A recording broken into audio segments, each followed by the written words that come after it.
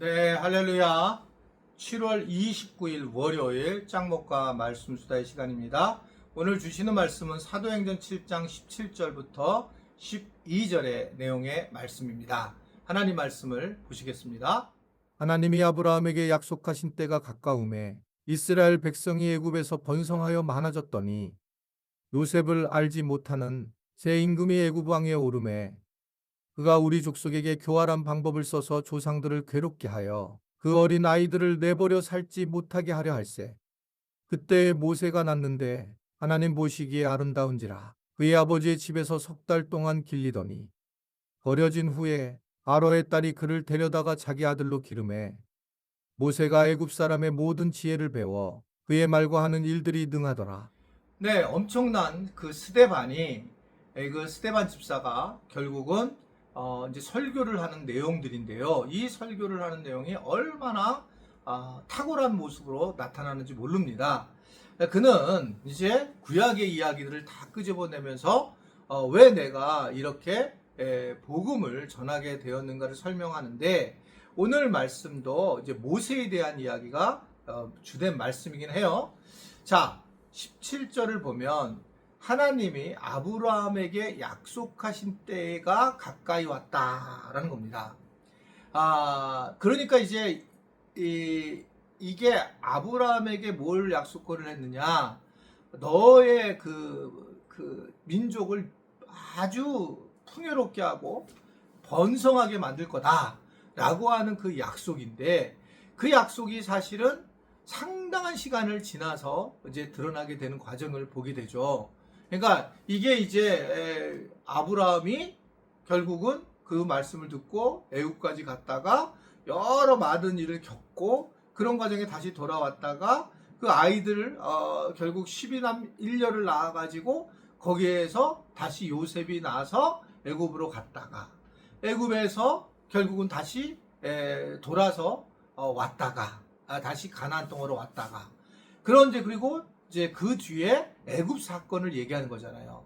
그러니까 상당한 시간이 흘러요. 근데 우리가 하나님의 때를 사실은 알 수가 없는데 우리는 생각해 볼 때는 굉장히 오랜 시간을 흘러게 되었는데 그런데 이 성경은 뭘 얘기하고 있냐면 누가는 하나님의 때가 그냥 그때 가까이 왔다라는 것으로 이야기하는 것이죠.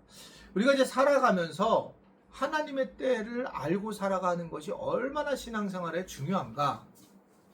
때로는 이런 생각 하잖아요. 예수님이 재림하신다라고 얘기했는데 아직 안 오셨다. 왜? 그러면서 화를 내는 분이 계시는데 저는 그렇게 생각해요. 예수님이 재림한다라고 얘기를 안 하셨다면 우리가 무슨 뭔가를 바라보고 사는 게 참 힘들겠다.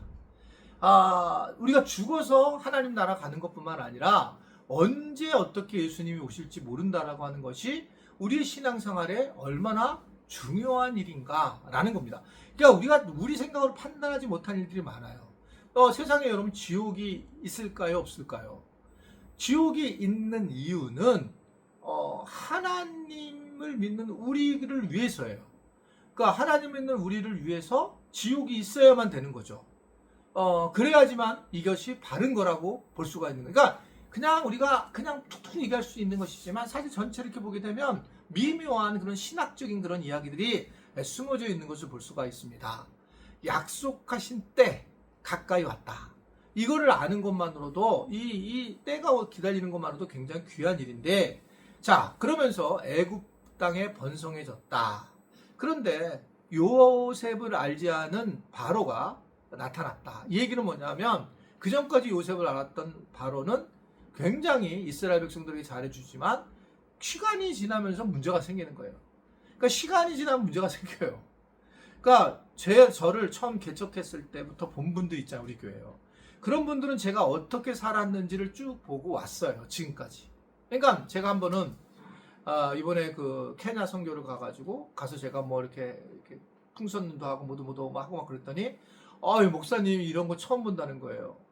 근데 제가 거의 20년 가까이를 그런 거를 계속 직접 했거든요. 제가 개척을 하고 뭐 했겠어요. 근데 직접 청소하고 직접 페인트 칠하고 그런 일들만 했단 말이에요.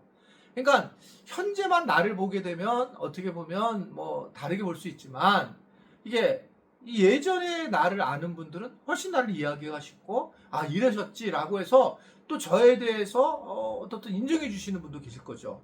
현재를 보면 이렇게 보지만 그 과거에 그 많은 시간들을 어떻게 보냈는지 아는 분들은 또 저에 대해서 다른 관점으로 보게 되는 거죠. 이 바로를 알지 못했던, 그러니까 그이들이 요셉을 알지 못한 세임금은 결국은 그가 따뜻한 그런 방법을 쓰지 못해요. 교활한 방법을 써서 조상들을 괴롭게 하고 어린아이들을 살려 내버리지 못하도록 죽이도록 그렇게 하게 되었다는 거죠. 그러니까 이게 너무 어떻게 생각하면 인간의 모습에 나타난 그대로의 모습입니다. 그러니까 이런 모습이 결국 그 공동체를 해치게 되고 이스라엘 공동체가 굉장히 비탄에 빠지는 상황이 됩니다. 그런데 하나님의 때가 있잖아요. 오늘도 보면 20절에 보면 그때에 라고 얘기해요. 그때에. 그러니까 바로 굉장히 아이들을 죽이고 막 이럴 때에 도리어 그때에 모세가 난 겁니다. 왜 하필 그때 모세가 나요? 이 막 애들이 다 애들을 죽일 때인데. 근데 하나님이 일하시면 미묘하셔서 그때에 모세를 낳게 하고 모세를 낳아서 그 하나님 보시기에 아름다워서 한 100일 정도 석 달 동안을 그 집에서 이제 키우는 거죠. 그럼 아이가 계속 울지 못하도록 잘 또 키우고 그리고 난 다음에 이제 갈대 상자에 보내서 때려버렸더니 바로의 딸에 들어가게 됐다. 근데 바로의 딸에 들어간 이유는 뭘 겁니까? 맨 아래쪽에 나와요. 22절을 보면 모세가 애굽 사람의 모든 지혜를 배워 그의 말과 하는 일들이 능하더라. 이게 이제 뭐냐면 모세가 이집트 왕자가 돼가지고 잘 배웠다는 겁니다. 이거 왜 배울까요? 이거 우리가 알죠. 이제 이 하나님의 나라의 백성들을 이끌고 출애굽하는 과정이 가장 중요한 사역인데 이 모세가 미리 하나님의 준비함에 따라 이거에 이렇게 이루어졌다는 겁니다. 하나님이 그냥 하시는 게 없이 그때에 우리에게 막 고난이 왔는데 막 애들도 죽고 그러는데 그때 하나님은 하나님의 방식으로 일을 하고 계시더라 라고 하는 입체적인 모습을 우리에게 보여주고 있는 거예요. 때로는 나만 바라보면 왜 내 자녀들이 이렇게 고난을 당하고 내가 고난을 당합니까? 이렇게 생각하는데 그때 하나님의 시간에 맞춰서 하나님의 카이로스가 움직이더라 라고 하는 것을 오늘 우리에게 전해주고 있는 겁니다. 나는 내 인생이 왜 이럴까 잘 모르는데요. 또 다른 방식이 있으신 것을 기억하셔야 돼요. 하나님이 또 다르게 일을 하신다는 걸. 제가 보니까 그렇더라고요.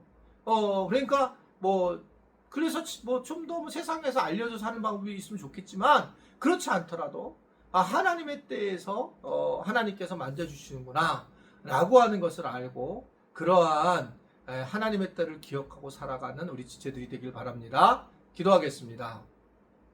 하나님 건강하게 하시고 더위 먹지 않게 하시고 또 여행 다니면서 사고 나지 않도록 보호하시고 인도하여 주옵소서. 예수님의 이름으로 기도드리옵나이다. 아멘.